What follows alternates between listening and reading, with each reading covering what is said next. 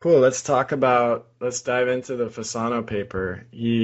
Like I said, he's really one of my favorite researchers. I read everything.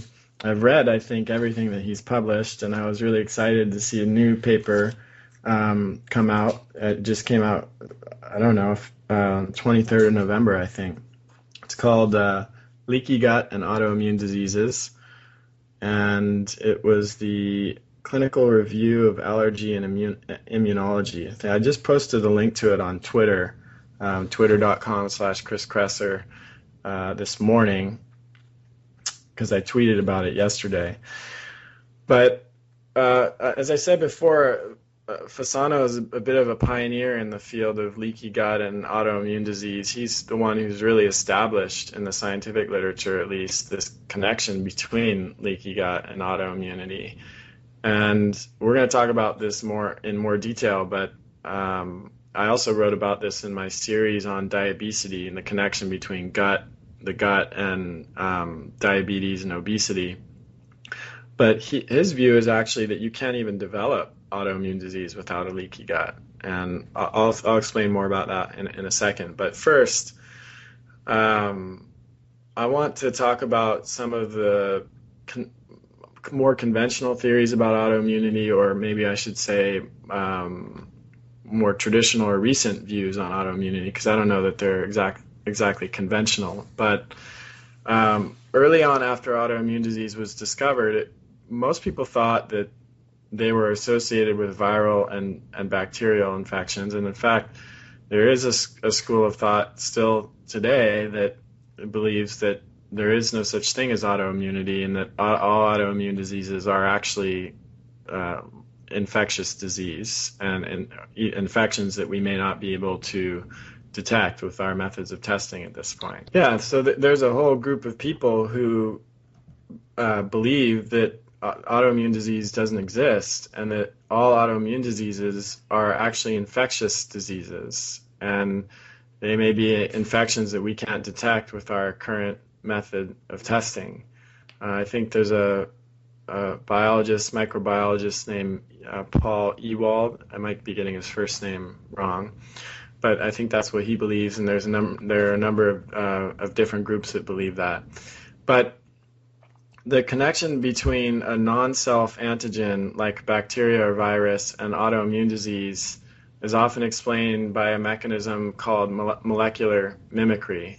And it works like this. A microbial like virus or bacteria, or a food antigen like gluten, enters the body, and then the immune system mounts an attack against it and produce antibodies. But since the chemical structure of those non-self antigens can be similar to proteins found in various tissues in the body, you get a cross reaction where, as the body is attacking those non-self antigens, it also starts attacking itself, and it can attack the thyroid, like in Hashimoto's or Graves', or it can attack the joints and rheumatoid arthritis, or the myelin sheath and multiple sclerosis, or the gut in inflammatory bowel disease.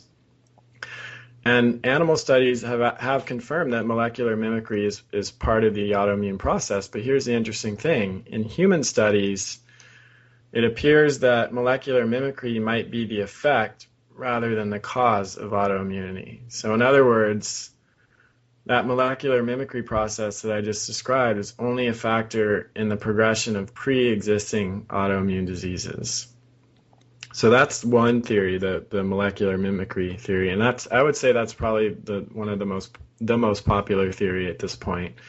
Another theory of autoimmunity is called the bystander effect, and this is similar to molecular mimicry, but in this model, those non-self antigens like bacteria or viruses directly damage the tissue in the body, and then they expose parts of the tissue that shouldn't otherwise be exposed. And then the body attacks those parts of itself, of the tissue, as if they were not self. So I think the important thing to understand about both of those theories, the bystander effect and the molecular mimicry, is that the idea is even if you remove the trigger, which could be a bacteria or a virus or gluten, according to those theories, the autoimmune process will continue because the antibodies have already been produced and the body's already started attacking its own tissue. And because of the way the immune system works, once the body starts producing antibodies, then it won't ever stop. And that benefits us because, for the most part, like if you get exposed to chickenpox when you're a kid, and then you get exposed to that virus again later in life, you're not going to get it.